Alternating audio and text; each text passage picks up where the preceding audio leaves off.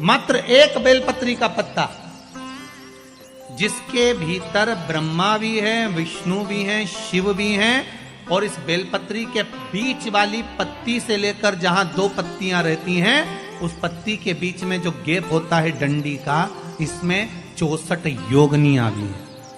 64 योगनियां देवियां भी इसके अंतर्गत विराजमान है। और उस डंडी के नीचे जहां दो पत्ती है, इस दो पत्ती के नीचे की जो लंबी डंडी रह जाती है, इसमें 33 कोटि देवताओं का भाग है। उस डंडी के नीचे जो छोटा सा एक मोटा सा भाग रह जाता है, कई बार आप लोगों ने बेलपत्री को तोड़ा होगा तो नीचे एक मोटा सा भाग रह जाता है, महाराज उसके अंतर्गत सारे तीर्थों का भाव जागृत रहता है। उस बेलपत्री को केवल साधारण ना समझे, शिव को अगर समर्पित कर रहे हैं तो वो संपूर्ण उसी के अंतर्गत, संपूर्ण।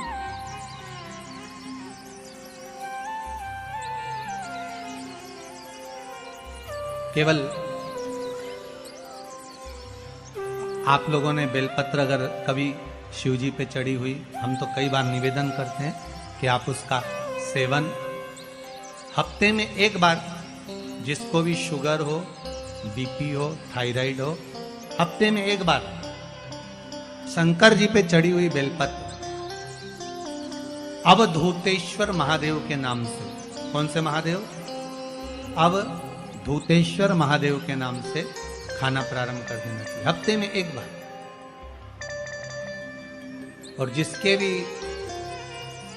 घुटने में प्रॉब्लम रहती है या डॉक्टर ने बोल दिया कि घुटना बदलना पड़ेगा, तो उनके लिए निवेदन है, शिवरात्रि के दिन रात्रि को 12 बजे शंकर जी पे चढ़ी हुई बेलपत्र, भगवान शंकर पर चढ़ी हुई बेलपत्र, शिव जी के मंदिर पर ही बाहर खड़े होकर शिखर का दर्शन कर कर उस बेलपत्र को चबा चबा कर खा लीजिए।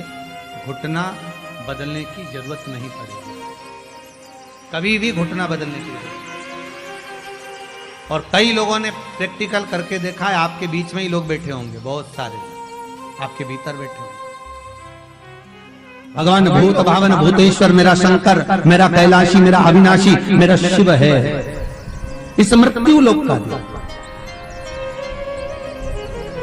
पर दुनिया के लोग न जाने क्यों कहे हम कृष्ण वाले हैं, हम श्री जी वाले, हम शंकर के मंदिर नहीं जाते। वो कोई कहता हम नारायण वाले, हम शंकर को नहीं मानते, हम शंकर का प्रसाद नहीं लेते, हम शंकर के मंदिर नहीं जाते। भगवान को ऐसा बांट दिया, ऐसा बांट दिया कि शंकर के दरवाजे को जाने को तैयार नहीं होता। तो किसी ने एक बार पार्वती जी ने शिव जी से पूछा, भोलेनाथ जी कोई तुम्हारे मंदिर में नहीं आता, कोई तुम पर जल नहीं चढ़ाता, कोई तुम्हें नमन नहीं करता, सब ये मंदिर जाना, नारायण के मंदिर जाना, वो मंदिर जाना, वो देवता को रिझाना, वो देवी को रिझाना, पर तुम्हारे को कोई नहीं रिझाता। शंकर भगवान बोले मत रिझाने दे, अपने को कोई दिक्कत नहीं, अपन तो शांति से बैठे रहो। मेरे ससुर ने मुझे श्राप दिया है, दक्ष प्रजापति ने, ए शंकर मैं तुझे श्राप देता हूं कि तू शमशान में निवास करेगा। शंकर भगवान बोले उस दिन से मैं बड़ा प्रसन्न हूं, क्योंकि मैं शमशान में रहता हूं। आज किसी का भी भजन कर ले, चाहे ये राम कहे, चाहे ये कृष्ण कहे, चाहे देवी कहे, चाहे दत्त कहे, इसकी मर्जी पड़े, जितना देवी देवता पूछता फिरे, पर आखिरी में मरने के बाद तो मेरे पास आएगा ना, तब निपट लूंगा। बस उस दिन का इंतजार है। और जैसे ही मेरे पास आया, ऐसी लकड़ी में जलाऊंगा गीली कि 3 दिन ठंडा नहीं होने दूंगा। जिस पुराण को हम श्रवण करने के लिए बैठे हैं, ये पुराण कोई साधारण सा नहीं, इसको कोई साधारण सा ना समझे।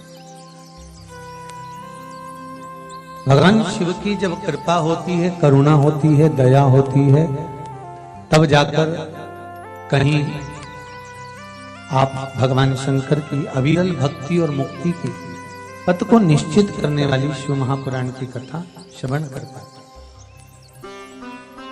भगवान त्रिवदी महादेव, करुणा सागर भगवान शंकर, दया सागर, जिन्होंने आप सबको यहां पर आमंत्रित करा, कहीं भोले बाबा की दया और उदारता ही है जो पूरे शहर सीहोर में ऐसा कोई भवन नहीं है जिसमें आप लोग नहीं है, ऐसा कोई भवन नहीं जहां आप लोग। और शहर तो शहर, पूरे नगर में, पूरे गांवों में, खेड़ों में, क्षेत्र में। और एक निवेदन आप सभी से, जितनी देर की कथा है आप लोग उसको स्मरण कर कर श्रवण करें और अपने जीवन को सार्थक बनाएं। बाबा देवाधिदेव महादेव ने ये करुणा करी है, कृपा करी है, दया करी है, जिसको हम अपने जीवन में उतार सकते। बस आपके आसपास में अगर कोई खड़ा हुआ हो, बोल रहा हो, तो उसके चरण पकड़कर आप उसको कहें कि थोड़ा शांत रहें, जिससे हम भगवान की जिस कारण आए, आप आए किस कारण से, आप किस लिए यहां पहुंचे हो, केवल उसके दो कारण हैं। एक बाबा देवाधिदेव महादेव का प्रसाद स्वरूप रुद्राक्ष चाहिए और दूसरी शिव महापुराण की कथा चाहिए। केवल दो कारण हैं और उसके सिवाय कोई कारण आपके पास में है? कौन किसके यहाँ आता है जी? किसके बस का है? जो कोई आए जाए, किसके बस का? ये तो देव आदिदेव महादेव की करुणा, कृपा, दया, उदारता है, जिसके बल पर हम भगवान की अविरल भक्ति और मुक्ति का साधन शिव महापुराण कथा का रस स्वादन करते। शंभो शरणे मांगू घड़ी रे घड़ी, दुख काटो दया करी ने दर्शन आपो। शंभो शरणे मांगू घड़ी रे घड़ी, दुख काटो दया करी ने दर्शन आपो। बाबा से केवल एक निवेदन, एक प्रार्थना और बाबा से केवल एक विनती, हमारे जीवन की एक सार्थक कि तेरा ही दिया मैंने खाया पिया है, तेरा शुक्रिया है, तेरा शुक्रिया है।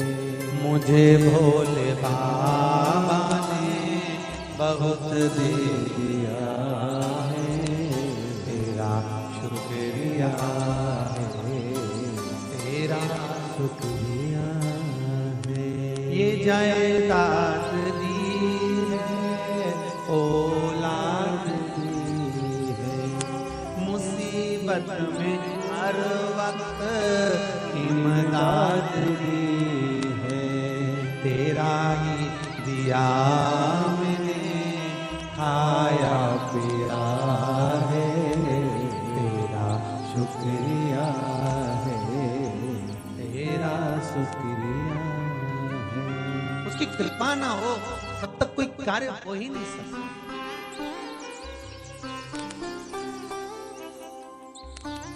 संसार में आने के बाद देखिए, अगर भगवान के होना है, परमात्मा के अगर हमको होना है, तो थोड़ा सा तो जीवन में कष्ट।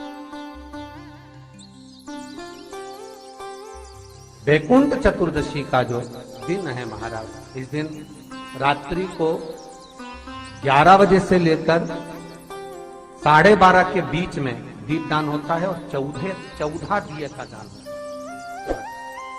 इसमें 14 दीप